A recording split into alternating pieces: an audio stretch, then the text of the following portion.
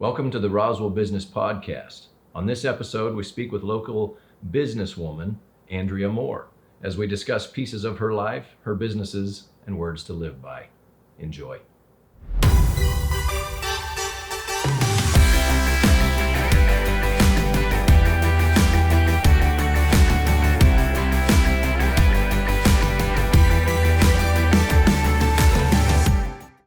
All right. Well, Andrea, good to have you. Thank you for interrupting your life, your week, your business day to spend some time and talk to us. Let's jump right into it. What makes up Andrea? Where do you come from? What about you? What's your history? That kind of stuff. Well, I grew up in Colorado, the Front Range of Colorado, in what used to be a small town called Castle Rock. It's now part of that whole Denver, Colorado Springs corridor. Graduated from high school, ran off to the mountains, and graduated from college in the mountains. In that time, my parents bought a business here in Roswell, August of 1997. And 1 year later, my husband, or then boyfriend, fiance, and I moved down here to help with the family business. So I've been here ever since. I'll be honest, I cried for the first 2 years that I lived in Roswell because it was completely different than anything I had ever experienced living in Colorado.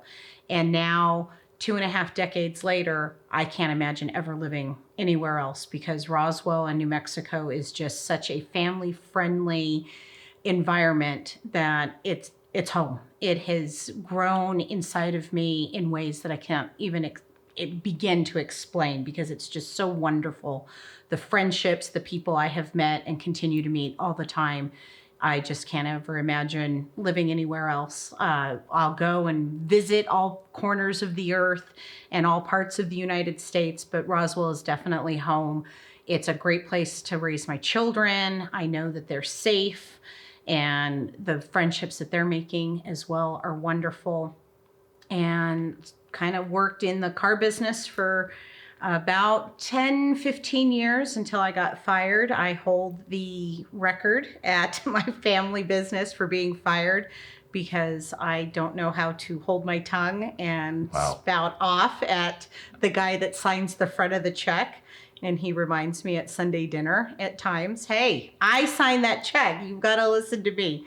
But that's the kind of family that I grew up in, is that my parents encouraged me to think for myself and to question things. And I know that at times, when you're 15, 16, 17 years old, the parents don't always appreciate you pushing those boundaries. But at 40 years old, they definitely encourage it and want to see me constantly grow and learn. I have, like I said, I've traveled all over the world, all over the country. And every time I visit someplace new, I bring a piece of that back. And I try to learn and grow from all of the different people that I meet. I'm constantly seeking out those that think opposite of me, because how do you know that you truly believe and think the way that you do if you're not constantly pushing those boundaries and making sure that you really understand and you're rooted and grounded in everything that you think that you believe. And shockingly enough, there are times that I go, oh, maybe I don't really believe what I think I believe because I have been introduced to another way of thinking or something that I hadn't thought about before. So I encourage my children to do the same things, constantly be pushing their boundaries. And they tell me that they believe something, and I go, well, cool. I think that's wonderful that you believe and think those things, but are you absolutely sure? Because I have children that range from ages 10 to 18. Wow. Yes. I have a soon-to-be senior in high school over at New Mexico Military Institute. So we're excited for that. Next year is going to be a very crazy busy year for us. Excited for that. And then I have a 15-year-old, a 12-year-old, and a 10-year-old. And so we're constantly encouraging them to think for themselves and to understand why they truly believe. Don't just believe what I tell you to believe, but think about it. What do you really believe that? And it's okay if you grow up and you don't become what I want you to be, as long as you're happy and you know why you believe and you are who you are.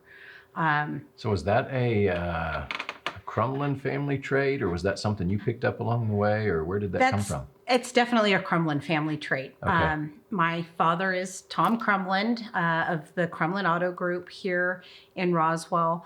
And many people think when they see us and meet me and my family that they think what they see here in Roswell is who I am and who I grew up to be.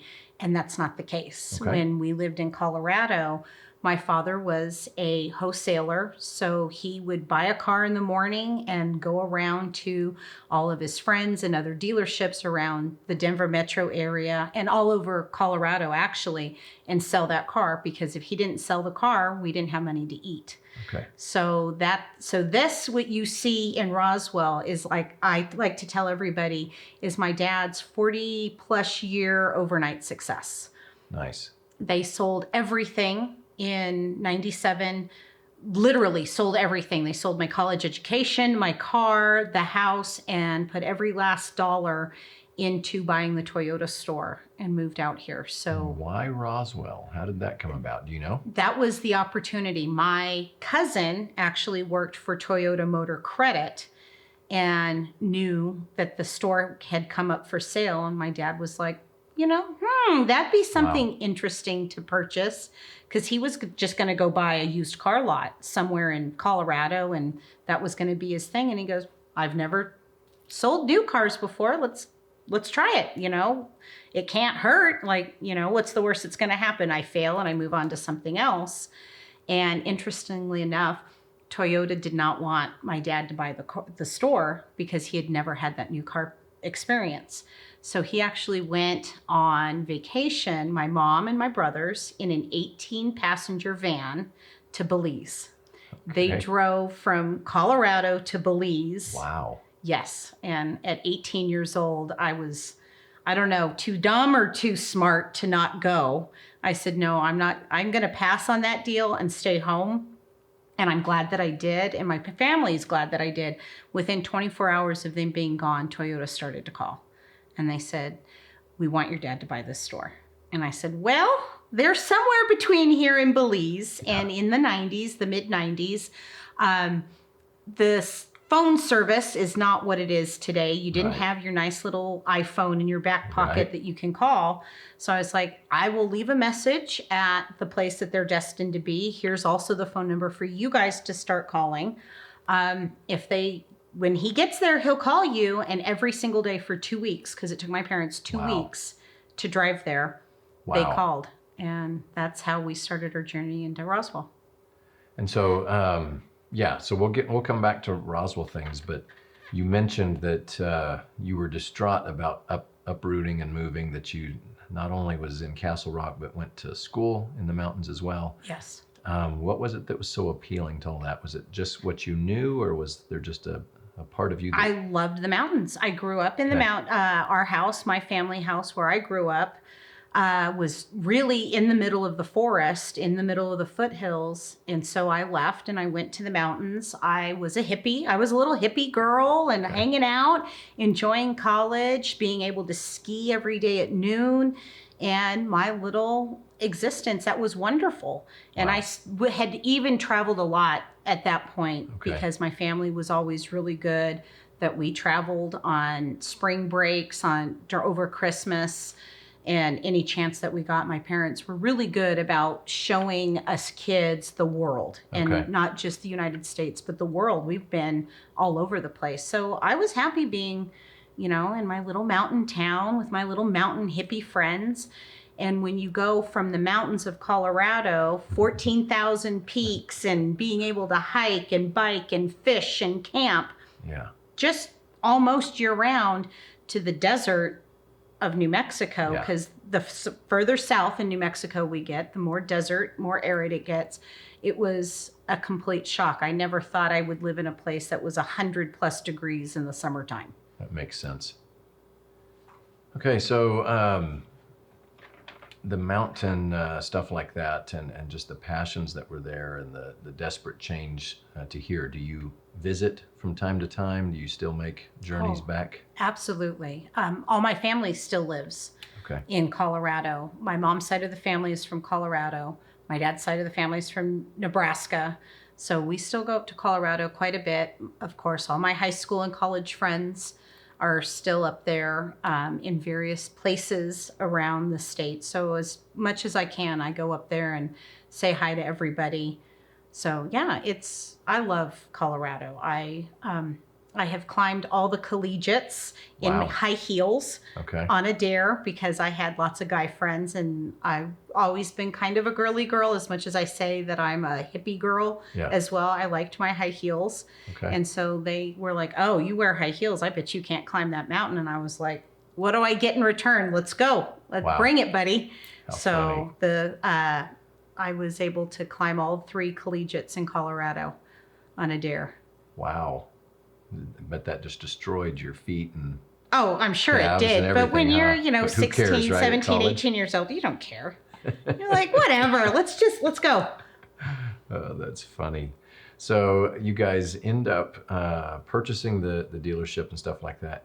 What did life look like when you shifted over? Because that's a dramatic, not just culture shock, but even business change. Oh, well, being in college, my dad told me, get a job. You need to finish college, get a job. Oh, by the way, here's your bike. I'm taking your car. Get a job. Wow. And I was like, okay, whatever. So I remember calling my dad and I said, I need $50 to fix my bike. And he goes, you remember that part where I told you to get a job? I was serious about that because I need $50 to make payroll. Get a job, lady. Wow. And I was like, okay. So of course I've worked since I was 15 anyway. So getting a job was no big deal. Now I just realized at that point, I was like, now I need to get a more job. I need a better job or more jobs to be able to make rent and get that $50 to fix my bike so I could bike all over the place. Then I met who is now my husband, Michael Moore, and he was fresh out of the Marine Corps. I'm this little snow bunny hippie girl going to school. And how we have been married for 2 decades is beyond me because we are polar opposites. He is definitely that Marine Corps, everything in its place, everything has a place, it better be in that place. And I'm like, oh, as long as there's not blood on the floor, we're good. The kids are alive today. They've had something put in their bellies. And my husband's like, no, we need to have real food put in their bellies. Yeah. Oh, popcorn and scrambled eggs isn't real food. They're fine. We're good. But it has really helped. My husband knew nothing about the car business when we moved down here. So he was put into the service department. And he goes, whoa, whoa, whoa, whoa, whoa. I didn't even know a car had oil or why oil is needed in a car. And he's now put in charge of the service department. Wow. Yeah. So he had a crash course in the car business. I was put into the reception area and doing the title work and stuff for my dad because I had done that like forever. Okay. So it was no big deal for me. But once again, being in your early 20s, pushing back, he would tell me something and I'd be like, why? Why? I don't get it. Like, I'm done with my stuff. I don't understand why I have to do this. Well, I'm your boss. You have to do it. No, that's not how it works. And he's like, that's how it works. Pack your stuff. You can go. And after being fired a handful of times, I was like, I'm done because I valued my family more. So I went and got a different job. And ever since then, I've just gone and done my thing, whatever suits me. After I had all 4 of my children, stayed home, was a mom until just recently. I'd say it's only been about the last 4 or 5 years I've really gotten back into working. I have a love for politics, so I started lobbying kind of on behalf of my dad, going up to Santa Fe, talking with our legislators, made some really good friends from all over the state because I was up there lobbying for my dad in the car business, different things. Got to know the auto industry lobbyists and the everybody that helps us that way. So I was really getting into my political career, so to speak. And at some point, I want to continue to pursue that, run for some office. Okay. I don't know what yet. That opportunity has not presented itself. but I know that it will. The bug is sitting in there. But I will, Wow. because I want to give back, and I feel that that's a way to give back. I love politics. I have a basket of socks that I throw at the TV almost every day because it doesn't destroy the television set when I either agree passionately or disagree passionately with what's going on. And then since August, I have taken over the Roswell Chamber of Commerce, kind of on a fluke. I was elected as chairman of the board. Okay. Came in, saw that things needed to change, and they needed to change drastically.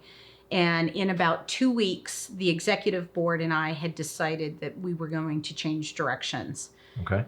Well, our previous executive director resigned, and now we didn't have anybody there. Well, because I was the one with the schedule that allowed it, I said, you know what? I'll step up. I'm the chairman of the board. This is what you do. Mirroring the things that my father had shown me, if there's a need, step up and fill it and get it done. Just get it done and figure it out after that. So I said, all right, I'll go in thinking it would be temporary.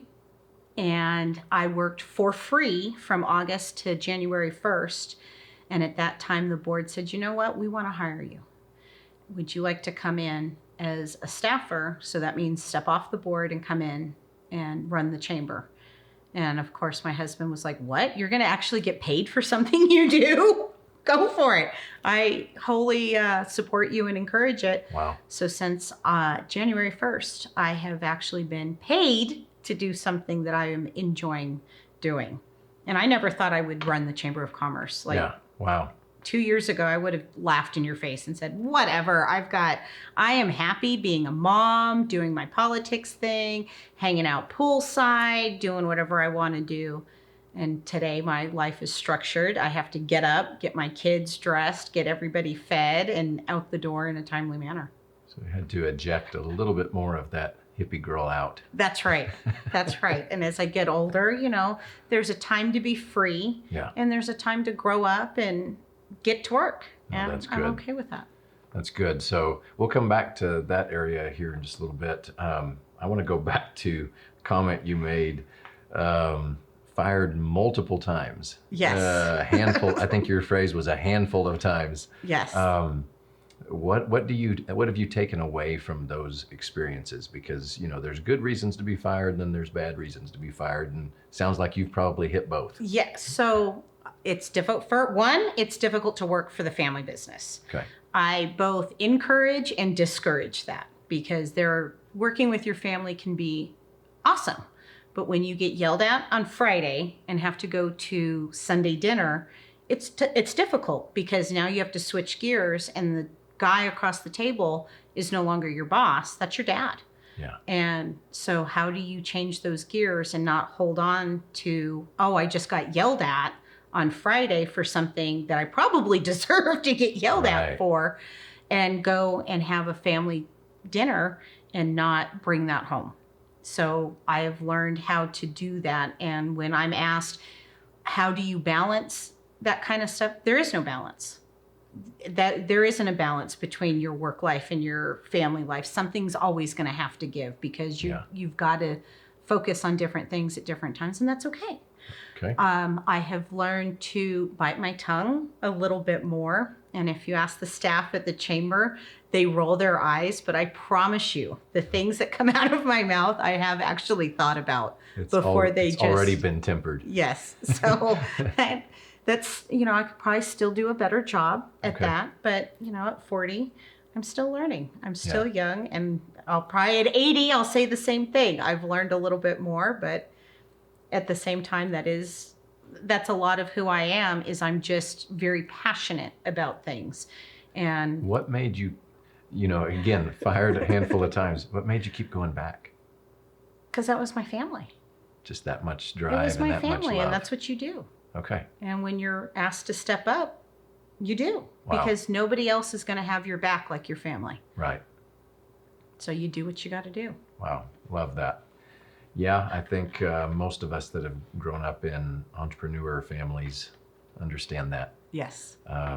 So cool. So what different type of jobs did you do for the Crumlin deal? Because obviously, if you were terminated, they probably replaced you a couple of times. I have done, well, in the car business in general, I've done everything. Okay. I have shagged cars, which means follow my dad all over God's green earth and back again. Being dehorsed while he sells the car, taking a car, going to DMV, title work, answering the phones, anything and everything. I have sold cars basically since I was 15 for my dad in one way or another. So Wow. I've So done it all. Anything that was asked, I The people did. side of life is pretty normal for you. Yes. Yeah, that makes sense to be able to have a passion for lobbying and then Yes. going into politics. I And dealing love with people. That's neat. I love people. They're human beings are fantastic creatures. So how did, let's transition. How did you and your husband meet? Because you said that you're completely opposites. So there's got to be some fun stories there. He was my boss. Wow. Yes. Okay. I was a housekeeper at the Marriott in Crested Butte, Colorado, because I could make the same amount of money as all of my other friends that worked on the mountain that were ski school operators or lift operators, whatever. I was done by noon every single day and on the mountain to be able to go ski Okay. or snowboard. And all my other friends had to work till 4 till the mountain closed. And I made the same amount of money. So I figured, why not? Free ski pass on the mountain by noon. It worked into going to school. I'm in. Let's Yeah. do this. Yeah. And he was my supervisor when we met. And I thought he was absolutely insane. He was fresh out of the Marine Corps. And here I am, just this, free spirit college student that just wanted to go and enjoy life. And he brought that, he tried to give me that structure. And very quickly, I figured out what the guidelines and the rules were for the Marriott. So I was one of 2 housekeepers that no longer needed a supervisor to go through and check the rooms to make sure that all the towels and the trash were taken out and stuff. So he would just come by and like, hey, what's going on? Or after work, he'd bring, buy me a beer and I'd roll my eyes and be like, oh my gosh, here's this guy. And my girlfriend actually told me one day, she goes, he's offering to take you to dinner. We have no money. We have no food. Appetizer, entree, dessert. Eat half, bring it home. Everybody's happy. And I was like, I hadn't thought of that. Let's do this. Wow. And that's all it took, because after that, we have been darn near inseparable. Out of a starving roommate. Yes, absolutely. That brought the 2 of you together. Yeah. That is wonderful. Okay, I knew there had to be something fun there. That's neat. So 4 children, that's a pretty audacious life. Did you grow up around multiple siblings or? I've got 2 little brothers, and my mom is the 3rd of 8 kids. So I have like 50 cousins. Okay. So a large family. I always wanted a large family. Okay. And I always thought I'd have 6 or 8 kids. But that's, what's that saying that we plan and God laughs? Okay. Yes. Yeah. Every day. God laughs and goes, okay, sure. You keep doing that, sweetie, and I'll show you when it's time to swerve. Yeah. So we had 4 kids in 6 years, and the only one that was actually planned was our oldest. Okay. And they just all happened the way it was going to happen. Wow. So that wasn't an adjustment for you. It was more just kind of like normal life to have multiples and running around. Very nice. Absolutely. Now a word from this episode's sponsor. At the Roswell Chamber of Commerce, our mission is to promote economic and social prosperity, assist business development and tourism, and foster community spirit and pride. We do this by providing our members business after hours, ribbon cuttings, and grand openings. When you stop by, you will be greeted by our friendly staff. If you are interested in becoming a member, please contact us. We are located at 131 West 2nd Street in Roswell, New Mexico. And our phone number, 575-623-5695. What kind of activities does your family participate in then with that much busyness going on? So all my daughters are dancers. Okay. They all go to dance because I learned very quickly I am one person. I cannot be driving everywhere and being in, multiple places at once. So I made everybody at an early age decide whatever it is that you want to do, that's fine, but let's figure it out and we're going to stick with something. Well, Wow. all the girls loved dance, which made my life easy because then I could drop everybody off at once. And my son has done multiple things: football, baseball, soccer, really, basketball, kind of figuring out, all those things that boys want to go do. Yeah. And the girls had tried soccer. They had tried all of that stuff, but they loved dance. So that's where they're Wow. at. And it does make life much easier when okay, I can drop everybody off at 4, come back at 6, and we're done, instead of, okay, you're at 4, you're at 4:30, you're at 5, okay, do the loop, pick somebody else up, let's go do something. Makes it a lot easier on recital season too, doesn't it? Yes. Not so much on the pocketbook, but yes, Right. for recital season, then everybody's in one big place. event and that's it. That's okay. right. Nice. That's fun. So your son is at NEMI. Yes. How did that come about? So my family, again, on my mom's side of the family, all the boys since my grandfather have attended the Institute. Wow. Okay. Yes. So then moving here, having my son and seeing the beautiful cadets all over town, my son was like, I want to be one of those soldiers. Because, you have to think from a child's eyes, they look like soldiers. Yeah. And he's like, I'm going to be a soldier one day. I'm going to be one of those guys one day. And ever since he could talk, he's wanted to be, wanted to go and be a student there. And he has been. So now, as going into his senior year, he's debating if he wants to continue for the full 6 years, because he understands the value. Yeah. But he also kind of wants to go be an 18-year-old kid and spread his wings and go do that. So this summer, he's really going to figure out if he's going to do the full 6 or just graduate next year and move on. Is he looking at a military career, or was this the phase? No, he never wanted to be in the military. He just knew it was a good education. Okay. It was part of that family legacy. My brother, my cousins, like I said, my uncles have all gone. And so he wanted to be a part of that. We have a bench over by the Godfrey Center, and my kid thinks it's the coolest thing. That's neat. He's like, I know everybody on that bench. Wow. I want my name to be on that bench one day. Oh, that's cool. Yeah. All right, so let's come back to business today more. That you touched on it just a little bit, but you obviously have your family life. Yeah. You've got the political things that you're involved with and running with, and then obviously the chamber now. Yep. Let's talk about that. How do you balance all of that life? What goes on? Well, it goes, you don't balance. There is no balance, but I am learning to not answer the phone when I go home. Okay.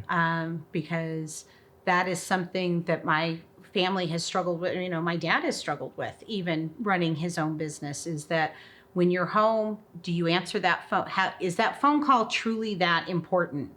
If I let it burn down when I'm not there, is it okay? Yeah. And so it has been, readjusting and figuring out that. And there's times that I'll answer the phone even, on a Saturday or a Sunday, depending on what's going on. People know to text me first. If it's an emergency, text me first, and then I can look at it and go, okay, on it. Because if it is a Saturday afternoon or Sunday and I'm hanging out with the kids, probably not going to answer the phone. So let's hit that. How have you seen that affect your home life? I'm not home during the day like I used to be. So the kids, it's been an adjustment. They've got to, kind of take care of themselves, and being medium-sized kids, as I call them now, because they're not little. Yeah. They're self-sufficient. They can make their own food. I've got 2 drivers in the house. So they've learned how to drive themselves back and forth to things. So it's been an adjustment for them, because they can't just, hey, Mom, wait a second, Mom's not here. Mom will be home later in the afternoon. So the guarding of the phone that you mentioned is very valuable to you. Yes. Because that time has been shortened. Oh, absolutely. Okay. And through COVID, we've homeschooled my girls. Okay. Because I kind of knew last year that it was going to be this weird deal with school. So I said, let's just try to keep things as normal as possible. So we homeschooled them this year. So since August, they just come to the chamber with me many days of the week, Okay. and we set them up in the conference room or at a desk. They help answer the phones. I joke and say, okay, noon is here. It's time for home ec. Who's going to wash windows? Who's going to take out the trash? Who's going to scrub a toilet? Because one of the things I did in August was basically we fired everybody. And I said, I don't need a lawn maintenance guy. I don't need a housekeeper. These are all things we can do. I'm an able-bodied person, and it's not a big deal to clean a window or scrub a toilet or take out the trash. I'm not going to ask anything of anybody else that I'm not willing to do for myself. Yeah. So you bring your little army that you've created and bring them in and say, all right, let's do this. Let's get it done. Teach them as you were taught, huh? Absolutely. Give them those skills about business that a lot of people are missing, it seems. And I don't think they even realize what they're learning yet. Yeah. So that addresses a couple of the challenges that you faced coming in, because you didn't set out to be in this job or in this position. So how has that affected you personally? Just, and then also, what kind of challenges has that brought in? Because it wasn't necessarily a career path you were shooting for. No, I thought I'd come in, chair the board for a year, and then move on and go back to hanging out at the pool and traveling. So some of the challenges are, for example, this year, I'm not able to do the summer travel that we typically do because I'm needed to be at the chamber. I know that as we hire staff and train people going forward, that's not going to be the case, because I don't want to die at the chamber. Yeah. I do have other things. So you just got to find the right people, and maybe I'm going to kiss a couple of frogs before we find those people. And that's okay. It's okay to just kind of have those people come in and out because they serve a purpose. Right. And, the challenges are, I don't get to sleep in. I don't get to be in my PJs all the time. I don't get to just come and go as I please. I'm used to being able to, my girlfriends in Albuquerque are going to have something this weekend. Okay, I'm in. No questions asked. Let's go. Let's get this done. And now I've got to actually look at my calendar and go, oh, wait a second. Nope, not this weekend. I'm going to have to pass. Yeah. So those are the challenges. You clearly enjoy, because you can feel it when you're talking about it. So let's talk about that. What have you found with this transition that has really just charged you up? Because you can sense that excitement in you. Oh, well, building something from pretty much nothing, coming in and rebuilding relationships, getting back out into the community, especially after COVID. I am a social butterfly. I like to be out and talk to people. So COVID was hard on me being home, especially that March, April, May, June, when we all thought we were going to die, the world was coming to an end. It was difficult because that's not my comfort zone to just stay in the house. As much as I love my family and I love, being around them, there was a point that I was like, I got to get out. I need to go see my people. I need to see the world. So being at the chamber gave me that excuse to get up. And there is something psychological about day drinking in your sweatpants while you're homeschooling your children. It's hard. Yeah. And I need to get out and have that interaction. So to have that excuse to get up, take a shower, put your makeup on, put your pants on, and go have a purpose. Yeah. I have found in my 40 years of life, I need to have a purpose. Wow. And that's good. So I love it. It's given me, and it's a challenge to rebuild and repair relationships that somebody else destroyed or broke. I love that challenge. When I'm told, nope, you're not going to be able to do that. That's too hard. Let's go.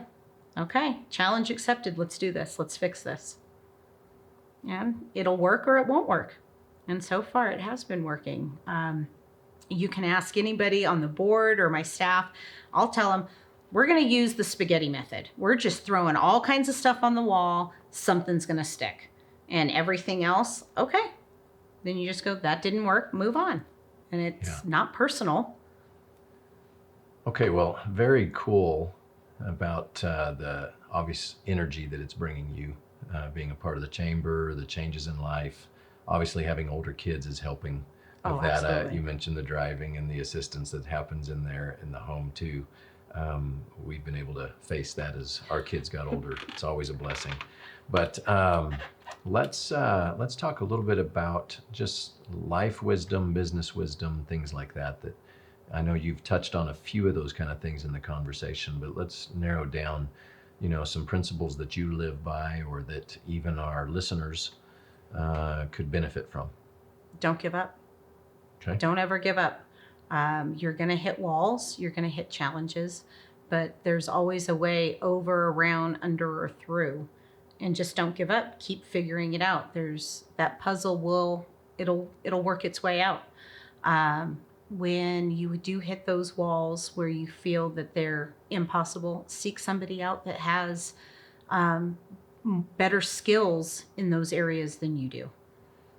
Find your mentors. Go and constantly be searching out somebody that's better than you. And that's okay, because somebody is always going to be better than you at something, just like I'm going to be better than somebody else at something else. And so bring those people along too. So when you find really good staff or a really good person, find a way. Make it work. Figure out how to make it work. And if you just never give up, you'll figure it out. Wow, that's good. Was that something that was taught to you or something that you learned over life? A little bit of both. Okay. Watching my dad and I talk about my dad all the time, and he's my hero. And when asked who's your hero, my hero is my father, because he has never given up, and he could have many, many times. And I've asked him about it. I've watched, it would have been very easy for him to give up when he bought the Toyota store in 97 and had no money to make payroll. He could have just said, you know what, it's too hard, I'm out, I'm done, we're moving, and done something else. How many times, I'm sure when I was a little kid, that he had to sell a car so he could pay his bills, and us kids never even knew. Yeah. Because he just figured it out. He was like, no, I've got 3 kids and a wife at home, I got to figure it out. So wow. I've got a challenge. You got to just figure it out and ask. And also, don't be afraid to ask for help. I think it's counterintuitive for many people, because you don't want people to see that you're weak or perceive that you're weak. Asking for help has nothing to do with being weak. It just means that you don't know something, and that's okay. That's good. I like that. And so I'm constantly asking for help. And the first stop is usually my dad,